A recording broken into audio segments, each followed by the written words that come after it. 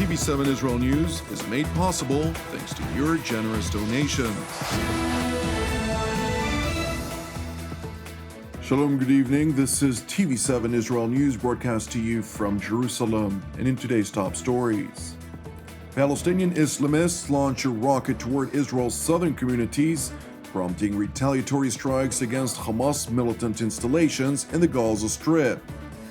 Israeli President Reuven Rivlin warns the Islamist Hamas, if you desire war with Israel, you will get war.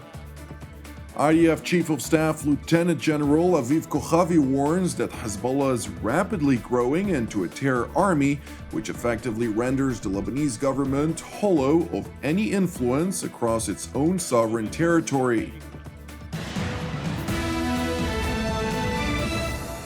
Tensions on Israel's southern front with the Hamas-controlled Gaza Strip are gradually escalating, raising increased prospects for wider escalation. Palestinian Islamists are seemingly intensifying efforts to terrorize the southern communities of Israel.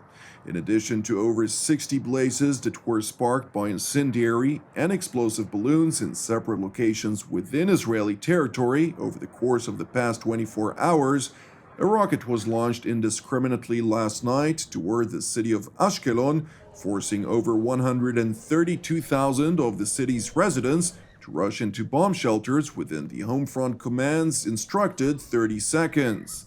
Thankfully, the hostile projectile exploded in an uninhabited area, causing no direct injuries or damage. Nevertheless, two young girls sustained light injuries as they rushed to seek cover. They were taken by ambulance to a medical center in the city for further treatment.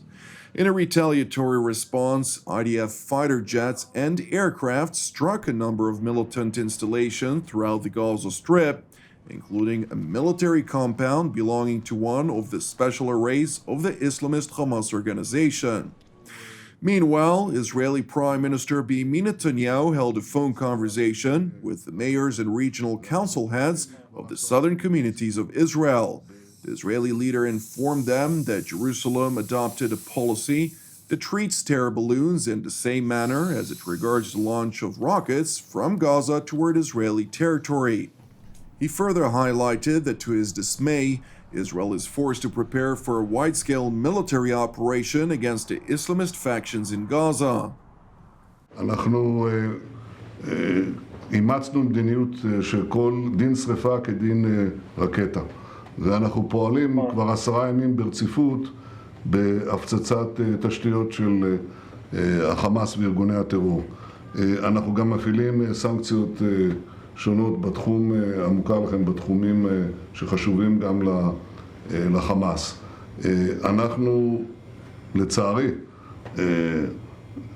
נערכים גם במידת הצורך לאפשרות של סבב או סבבים. אני מקווה שלא נגיע לזה, אבל אנחנו לא מוכנים לקבל את השימוש באמצעי הזה. Netanyahu also voiced hope that Hamas and its ally, the Iranian proxy Palestinian Islamic Jihad, would remember the consequences that befell them after previous Israeli operations in Gaza, while further emphasizing that if a military operation is forced upon Israel, the IDF will advance a campaign of targeted assassinations of the top Islamist echelons. החמאס יעשה טעות גדולה מאוד אם הוא ימשיך בזה. הוא מקבל כבר עכשיו אינדיקציה לאן זה יוביל, הוא בוודאי יזכור לאן זה הוביל. אני מקווה שגם הג'יהאד האסלאמי יזכור לאן זה הוביל. אנחנו לא חסכנו בשום אמצעי, לרבות במקרה הצורך של התפתחות המערכה, גם של סיכולים ממוקדים, וגם היום אין לנו מגבלה כזאת. The Prime Minister also seized the opportunity to applaud the resilience of the southern communities of Israel. אני מאוד מעריך את העמידה שלכם ואת העובדה שאני חושב שאתם מבינים שאנחנו לא מקלים ראש בזה. אני לא מקל ראש בזה, אני לא מכיר מישהו בצמרת שלנו שמקל ראש בזה, ואנחנו נפעל בכל הכוח נגד זה. It is important to mention that an Egyptian delegation of senior intelligence officials that visited the Gaza Strip had left after failing to broker an arrangement that would alleviate the volatile situation. Per TV7's report last night, Hamas listed a number of demands in exchange for ending their terror activities against the southern communities of Israel. Jerusalem was quick to reject these demands, however, reportedly emphasizing to their counterparts in Cairo that the Jewish state will not accept any demand under threat, nor will it accept a reality in which its southern citizens are used as leverage for any intent or purpose. In light of the Israeli response, Egypt warned that the situation may soon exacerbate into a wide-scale conflagration. Subsequently, during a visit of Israel's Southern Fire and Rescue Precinct, Israeli President Reuven Rivlin asserted that while Jerusalem has nothing against the residents of the Gaza Strip, if Hamas wants war, they will have it. אין לנו שום דבר נגד האוכלוסייה בעזה. אנחנו להפך רוצים להגיע לזמן שבו ירווח להם והם יוכלו לחיות בשקט ובשלווה ולחנך את ילדיהם.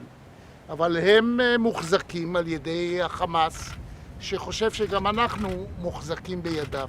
רק ידע החמאס, הדברים האלה הם לא משחק, ואנחנו לא רואים אותם כמשחק. ויגיע רגע שבו הם יצטרכו להחליט. אם הם רוצים מלחמה, הם יקבלו מלחמה. Turning to the West Bank city of Ramallah, where a Palestinian president, Mahmoud Abbas, insisted that his regime is not worried about what he labeled as a nonsense agreement between Israel, the United Arab Emirates, and the United States. In his first public remarks since the U.S. broker deal was announced, Abbas accused the Gulf Arab state of turning their backs on the Palestinian cause. تنكروا لكل شيء لحقوق الشعب الفلسطيني للدولة الفلسطينية لرؤية الدولتين للقدس الشريف التي ضمت وأعلن ضمها تنكروا إلى كل هذا وقالوا نحن جئنا لكم بالضم فافرحوا أيها الفلسطينيون. هذه مخادعة وهذا أمر مرفوض كل الرفض وهذا نعتبره طعنة في ظهر القضية الفلسطينية.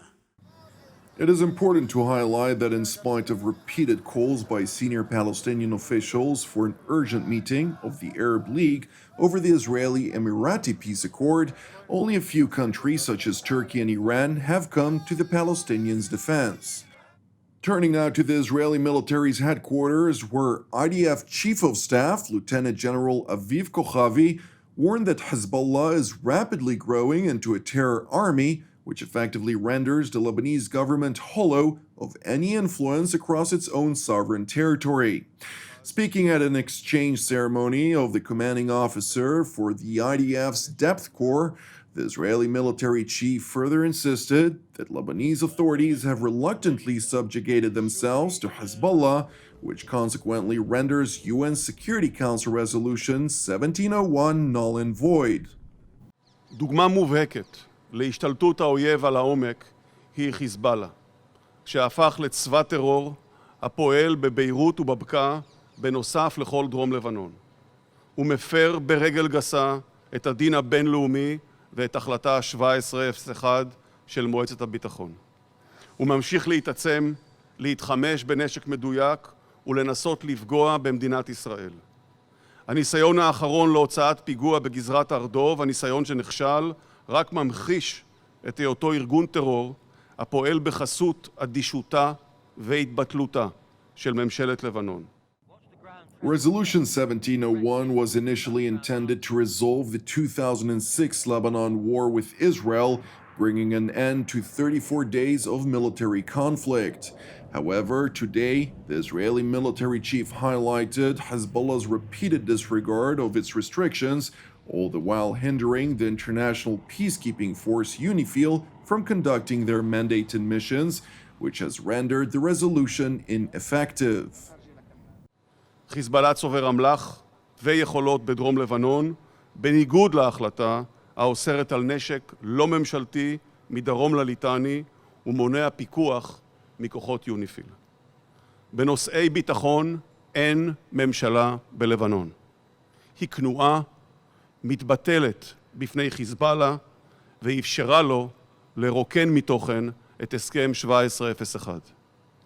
המנדט שניתן ליוניפיל על מנת לאכוף את ההחלטה חסר משמעות, ואינו מרתיע את חיזבאללה או את ממשלת לבנון. יותר מכך, ממשלת לבנון אפילו מפריעה למילוי משימותיו של יוניפיל. ובדיוק כפי שלא עשתה דבר עם מצבורי האמוניום, כך היא חסרת מעש מול עשרות אלפי הטילים שנמצאים בבתים ובחצרות וברחובות של כפרי דרום לבנון.